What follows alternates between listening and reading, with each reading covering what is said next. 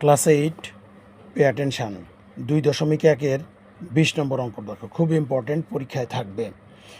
কোনো আসল 3 বছরে সরল মুনাফা সহ 28,000 টাকা এবং 5 বছরে সরল মুনাফা সহ 30,000 টাকা। ক নম্বর, প্রতীকগুলোর বর্ণনা সহ মূলধন নির্ণয়ের সূত্রটি লিখো। খ, মুনাফার হার নির্ণয় করো। গ, একই হারে ব্যাংকে কত টাকা জমা রাখলে 5 বছরে মুনাফা আসলে 48,000 টাকা হবে।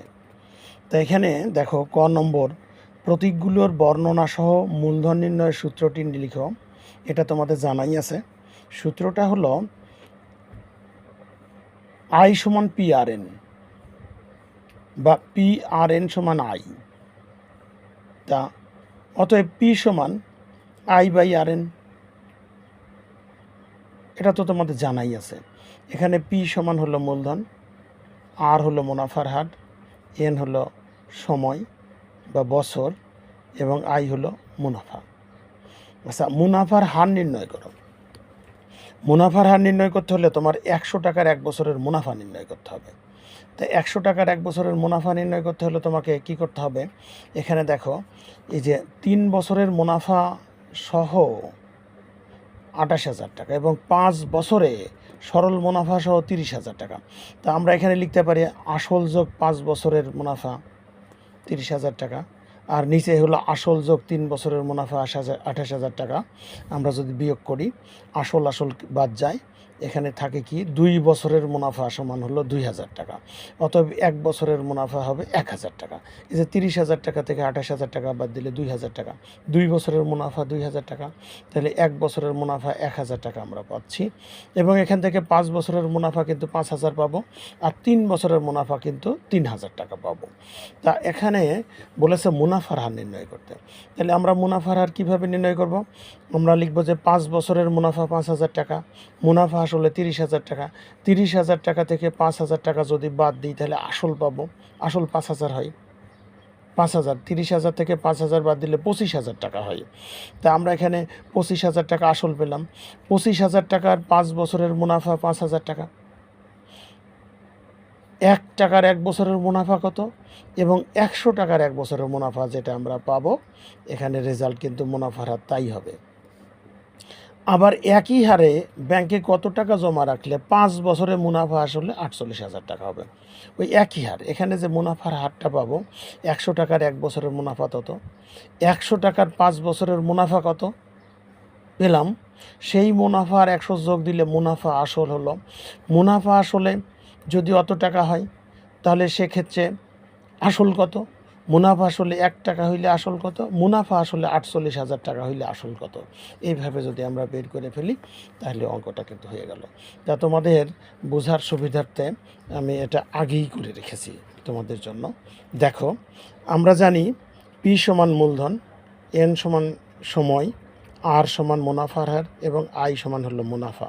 তা আমরা জানি আই সমান PRN বা PRN সমান আই, অতএব পি সমান I/RN। এটা ক নম্বরের উত্তর। কত বলেছে? পি বা মূলধন নির্ণয়ের সূত্রটি লিখো। তাহলে মূলধন নির্ণয়ের সূত্রটি হলো পি সমান I/RN।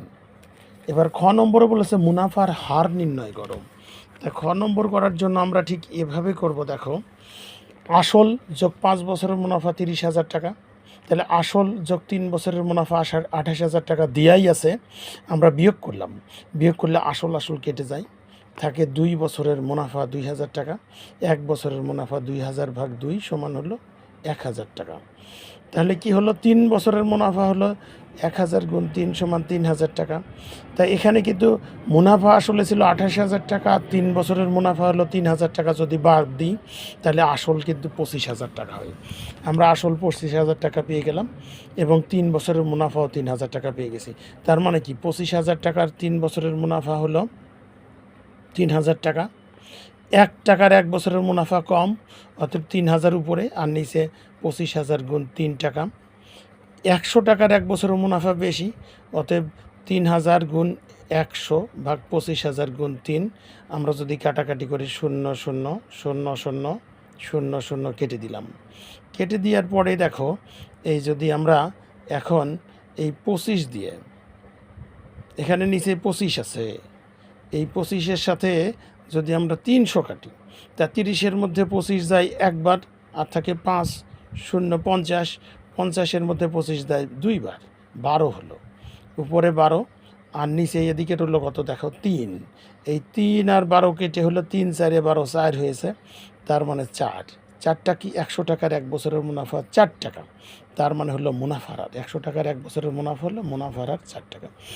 এখন গ নম্বর দেখো এই মুনাফা হারে, তাহলে এখানে আর সমান 4%, এন 5 বছর দিয়েছে, পি কত বের করতে হবে।